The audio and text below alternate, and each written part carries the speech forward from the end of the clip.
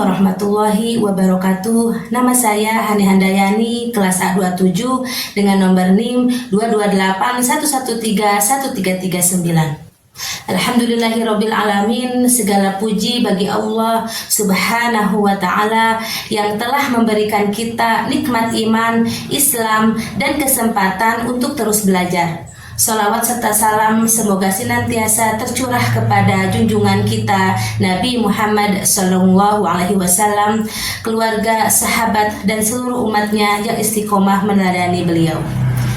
Sahabat pembelajar yang dirahmati Allah, pada kesempatan hari ini kita mempelajari materi praktek ibadah sholat sunnah. Kegiatan ini bertujuan agar kita dapat memahami dalil, tata cara, dan serta hikmah yang terkandung di dalam pelaksanaan sholat sunnah, sehingga kita mampu mengamalkannya dengan penuh kesabaran dan keikhlasan. Mari kita mulai pembelajaran ini dengan niat lillahi ta'ala, semoga menambah ilmu dan mendekatkan diri kepada Allah Subhanahu wa ta'ala. Sahabat pembelajar yang dirahmati oleh Allah Subhanahu wa taala, pada bagian ini kita akan membahas tentang dalil dan landasan syariat sholat sunnah tahajud. Sholat sunnah tahajud itu adalah sebuah ibadah malam yang sangat istimewa dan memiliki kedudukan tinggi dalam Islam.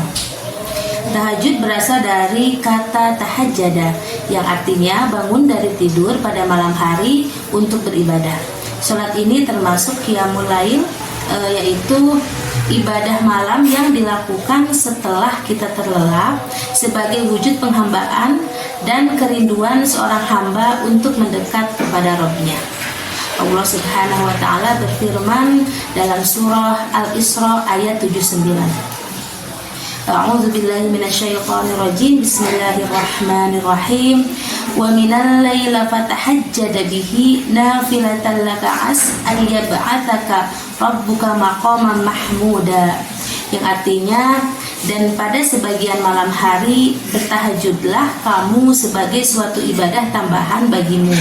Mudah-mudahan Tuhanmu mengangkatmu ke tempat yang terpuji. Ayat ini menegaskan bahwa sholat tahajud adalah ibadah tambahan yang sangat dianjurkan.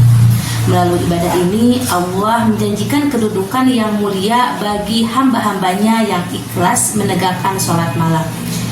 Menurut para ulama tafsir, frasa maqam mahmuda berarti derajat yang tinggi dan terpuji, suatu kedudukan yang diberikan Allah kepada hamba-hamba pilihan yang senantiasa beribadah di waktu sunyi malam, di malam hari. Selain itu Rasulullah SAW juga menegaskan keutamaan sholat tahajud. Dalam sabdanya, sebaik-baiknya sholat setelah sholat wajib adalah sholat malam, yaitu sholat tahajud. Hadis ini menunjukkan bahwa tidak ada ibadah sunnah yang lebih utama daripada sholat malam. Sholat tahajud menjadi sarana memperkuat hubungan spiritual antara seorang hamba dengan Allah serta mencucikan hati dari dosa dan kelalaian. Dalam hadis lain, Rasulullah bersabda, laksanakanlah sholat malam karena sesungguhnya sholat malam itu adalah kebiasaan orang-orang soleh sebelum kalian, sebagai sarana mendekatkan diri kepada Allah, menghapus dosa, penolak keburukan, dan penawar bagi penyakit. Menurut Imam Al-Ghazali dalam Ihya Ulumuddin, sholat tahajud adalah bukti cinta seorang hamba kepada Allah, sebab tidak semua orang mau meninggalkan tidurnya yang nyaman untuk berdiri menghadap Sang Pencipta. Namun mereka yang bangun di tengah malam dan berdoa dengan khusyuk, merekalah yang benar-benar mengenal makna cinta sejati kepada Allah.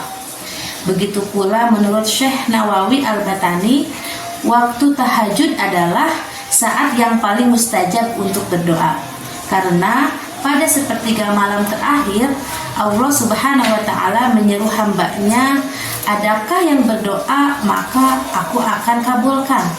Adakah yang meminta ampun, maka aku akan ampuni.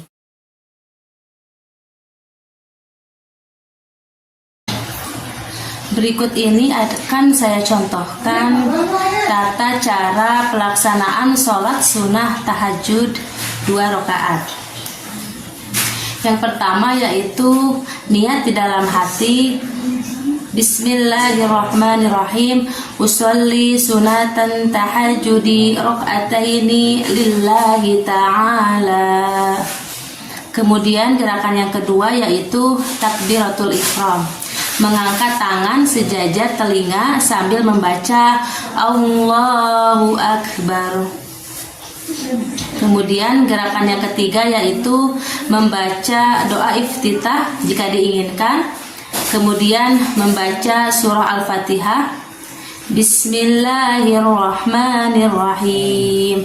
Alhamdulillahi rabbil alamin. Arrahmanirrahim. Maliki yaumiddin. Iyyaka na'budu wa iyyaka nasta'in. Ihdinas siratal mustaqim. Siratal ladzina an'amta 'alaihim ghairil maghdubi 'alaihim waladdallin. Kemudian dilanjutkan dengan membaca surah pendek. Misalnya boleh surah Al-Kafirun atau Asyam. Bismillahirrahmanirrahim. Qul ya ayyuhal kafirun la a'budu ma ta'budun wa la antum 'abiduna ma a'bud wa la ana 'abidum ma 'abadtum wa la antum 'abiduna ma a'bud lakum dinukum waliyadin. Selanjutnya gerakan yang keempat yaitu gerakan ruku dengan posisi punggung sejajar dan membaca Subhana rabbiyal azimi wa bihamdi. Subhana rabbiyal azimi wa bihamdi. Subhana rabbiyal azimi wa bihamdi. Baca sebanyak 3 kali. Kemudian gerakan yang kelima yaitu i'tidal. Berdiri tegak sambil membaca Sami Allahu liman hamidah. Rabbana lakal hamdu mil'us samawati wa mil'ul ardi wa mil'ul ma syi'ta min syai'im ba'du. Kemudian untuk yang keenam yaitu sujud pertama membaca Subhana rabbiyal a'la wa bihamdi sebanyak 3 kali. Selanjutnya gerakan yang ketujuh, duduk di antara 2 sujud sambil membaca Rabbi ghafirli warhamni wazburni warfa'ni warzuqni wahdini wa'afini wa'fu anni. Kemudian gerakan yang ke-8, sujud kedua lalu bangkit untuk rakaat yang kedua. Yang terakhir yaitu pada rakaat kedua lakukan hal yang sama seperti rakaat yang pertama, kemudian diakhiri oleh tasyahud akhir dan salam. Setelah salam dianjurkan membaca doa dan zikir untuk meminta ampunan kepada Allah Subhanahu wa taala.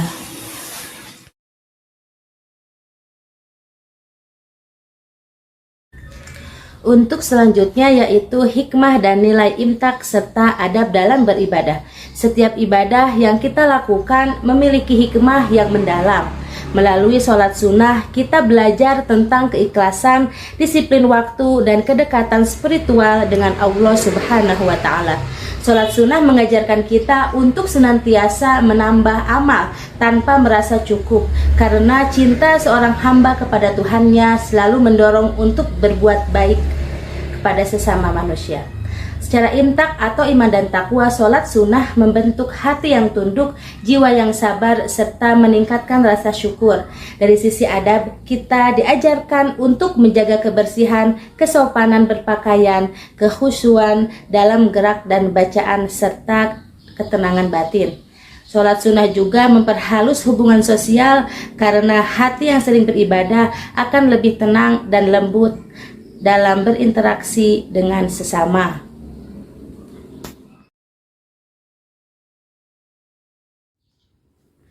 Sahabat pembelajar yang dirahmati Allah Subhanahu wa ta'ala, Mari kita renungkan sejenak betapa besarnya kasih sayang Allah yang memberikan kesempatan kita untuk terus beribadah melalui sholat sunnah.